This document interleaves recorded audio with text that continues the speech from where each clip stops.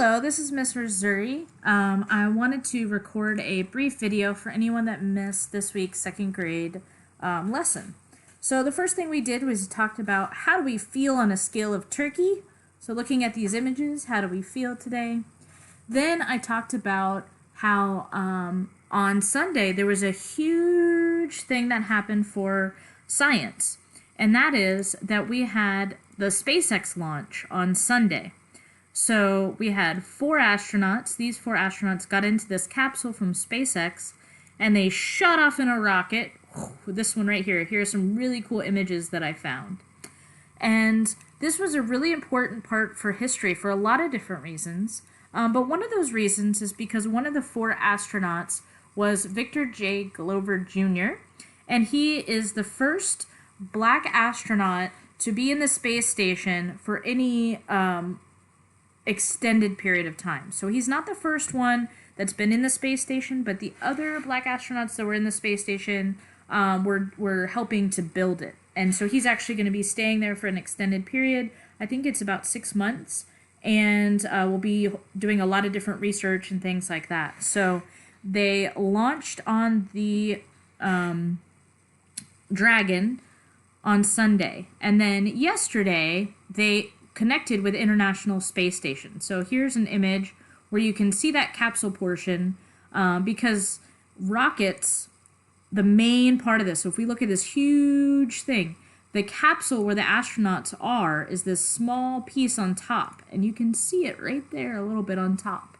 And so they shot off, and the rest of this part comes back down. It's called the Falcon 9, and it's made by SpaceX. It's pretty cool because in the past, there was shuttles that those pieces that came back would just crash into Earth.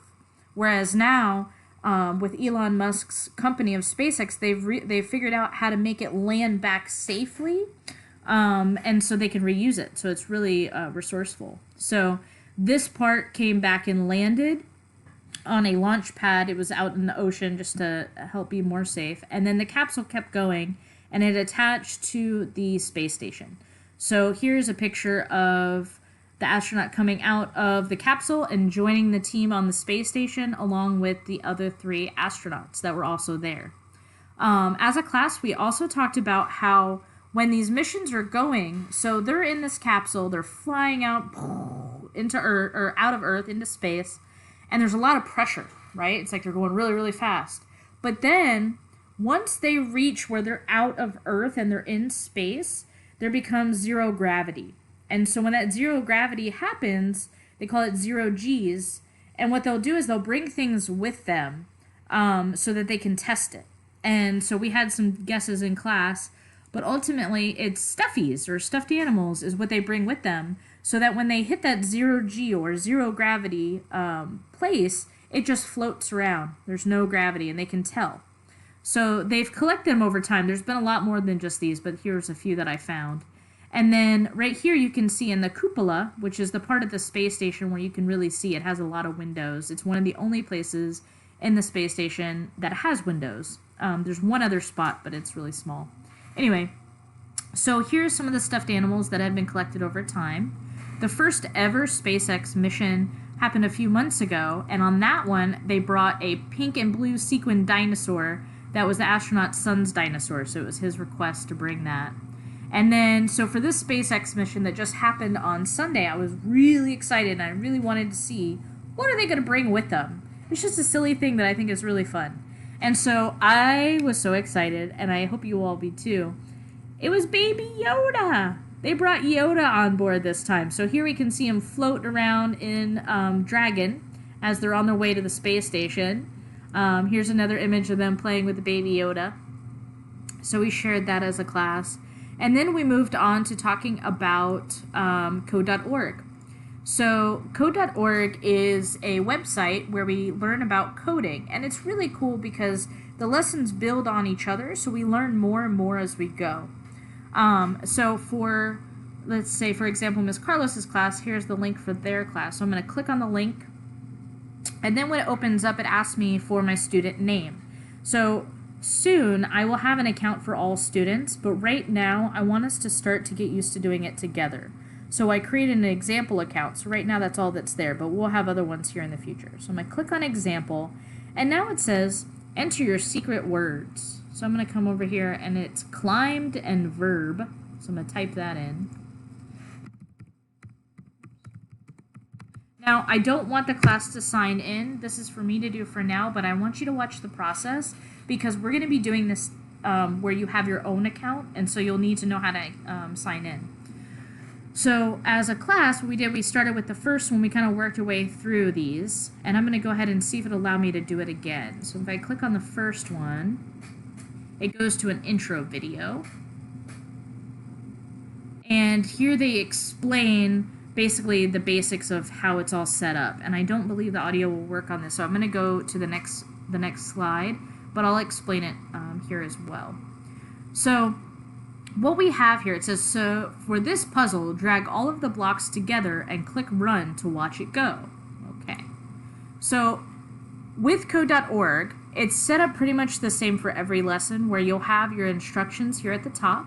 You'll have your area where you see what's happening in the game or in the code on the left right here. You have this run button where you'll click to have it run the code that you choose.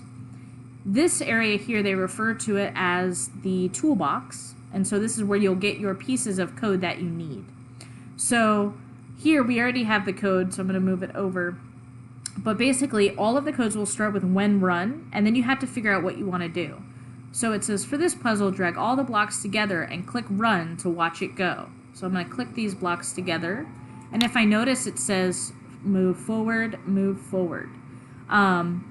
With these, I also want to mention that if you have the code and it's not attached to this when run block, it's not going to work. So you need to make sure that you see it actually click into place, and it even makes a sound. I don't know if you can hear it. And then when you're ready and you feel like your code looks good, you'll come over here and hit run. So let's see what happens. Yay! Congratulations, you completed puzzle 2. Alright, so we're going to go continue.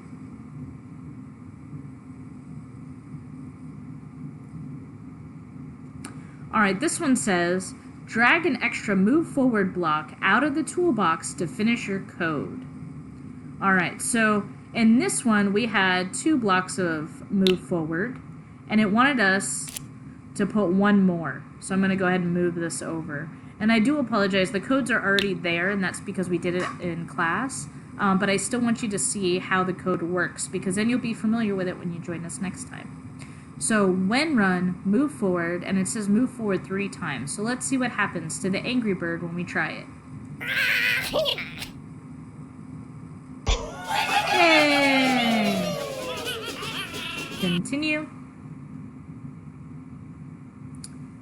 Alright. These blocks are stone and cannot be thrown away. Alright, well, good to know.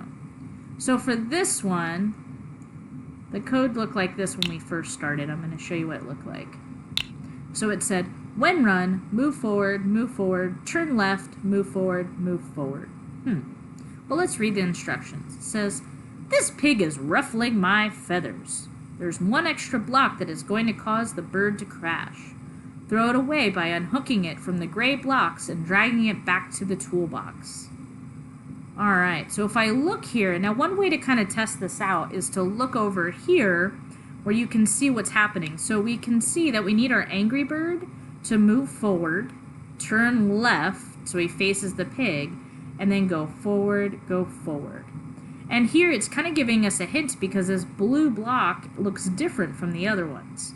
So to get this block out of our code, which is what we need to do, I'm going to grab this one here and move it. Then I'm going to move this one out. Then I'll grab the rest of my code and put it back.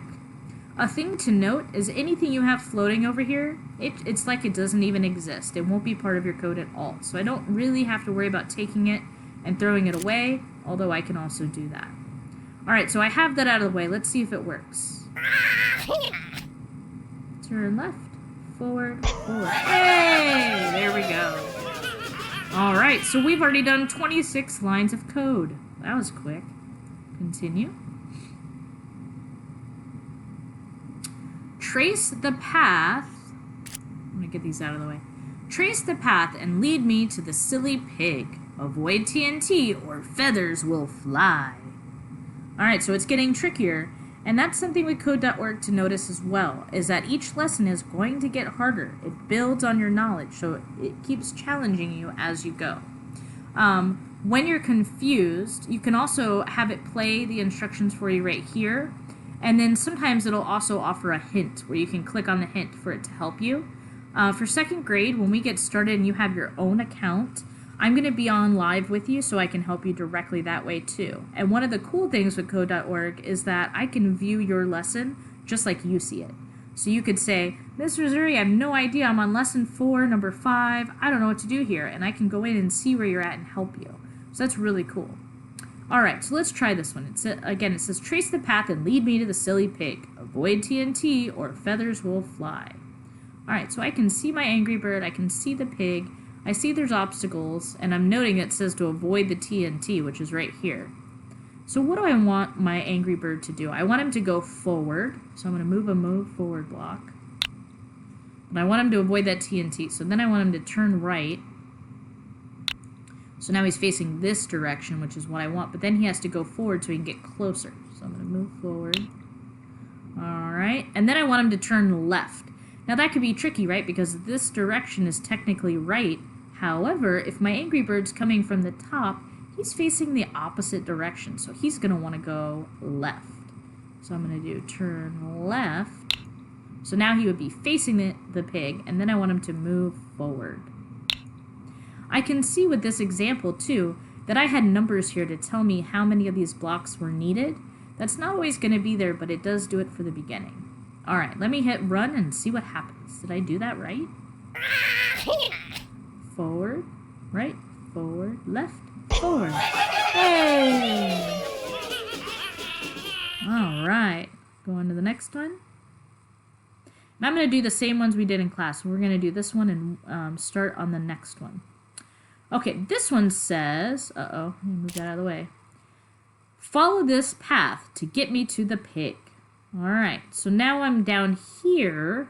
I'm going to need to move forward. I notice now the numbers are gone. Uh-oh. Move forward. So that'd put me here. Want to do it again. Move forward. So I'd be go boop, boop. Now I want to face this way. So I want to go left. And then forward. If I'm here, I'm going to go 1, 2. So let me move forward twice. All right, that looks good. Now, I want to get it wrong for a second because I want you to see what happens. So I'm going to move this out of the way for a second so it's only this code. All right, so let's let it run. Forward, forward, left, forward. Uh-oh. All right, so now it says, keep going. Something is not quite right yet. Now here's the thing, friends. We're going to make mistakes when we do this. This is going to be a learning process. And so when we don't get it right, the best thing to do is look at your code, though, and see where it's going wrong. So if I were to look at this right here, I can see that I ran my code, and he got super close to the pig. All he had to do was move forward again so I can fix it. Okay? So even if you get your code incorrect, look at it and see what it's doing so you can help identify what you need to do differently. Another thing that I want to note here is that after you've run it, if you didn't get it correct the first time, you're going to want to hit this reset button so that the Angry Bird goes from where he was at the end of the code back to where he started so I could try again. All right, so I've moved my move forward. Now I'm going to hit reset, and then I'm going to hit run. Let's see what happens now.